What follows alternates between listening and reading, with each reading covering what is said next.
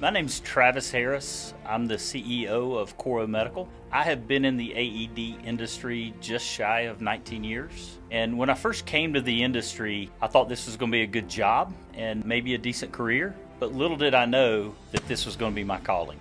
Protecting people's lives with AEDs is something that's really easy to get very passionate about and something that's deeply embedded in our culture.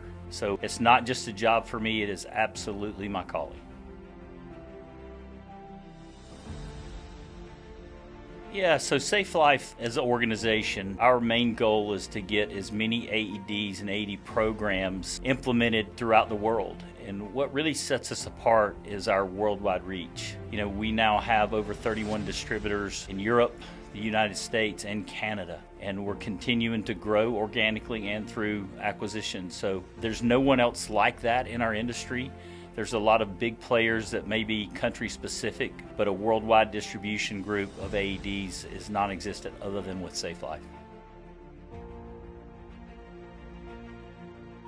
I think the HEARTS Act is a really important piece of legislation. Basically what it's doing is, as a government entity, it's letting the general public know that AEDs are really critical to have in schools and in sports venues around the U.S. And I think what it's going to do is bring tremendous awareness and some funding for AEDs in places that they couldn't get them before.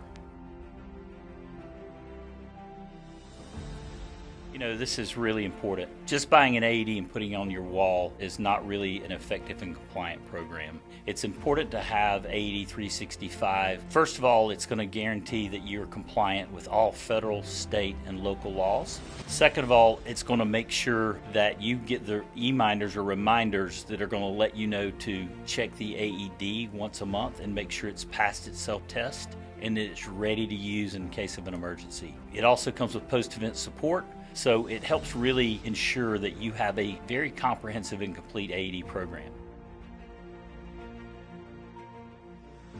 I think a myth about AEDs is they're hard to use and it's a medical device and medical professionals should use it. But really AEDs are made for the lay responder to be able to react in the gap between when an incident happens and a professional rescuer gets on the scene to preserve life. So I think that people should not be fearful of them. Literally, they're made for kids that are in grade school to be able to utilize effectively.